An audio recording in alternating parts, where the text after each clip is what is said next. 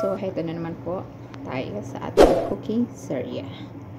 So, ang aking lulutuin for today lunch is red macaroni. So, put na natin ang mantika. Next natin is yung onion. Mix it. Susuwal, walang bawang. Wala tayong garlic. So, okay na yung ating sibuyas. Lagay ko na itong ating tomato.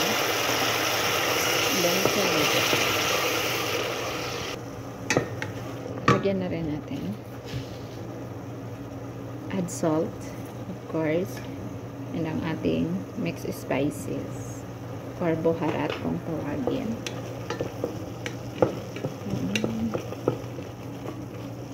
So, lagyan na natin yung ating chicken. Mix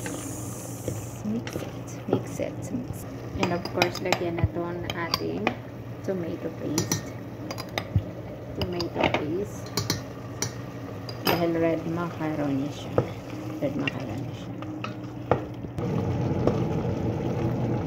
Ayan.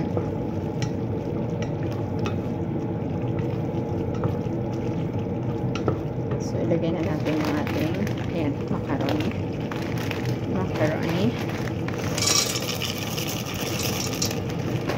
Para sa amo kong lalaki lang, kaya konti lang. And water. Para lumambot na yung ating macaroni. Ayan. Okay. Ganun lang kasimple, diba? As simple as that. So, ayan. Ang ating macaroni. Ayan, okay na. Luto na po ang ating macaroni. Lunch ng aking among lalaki.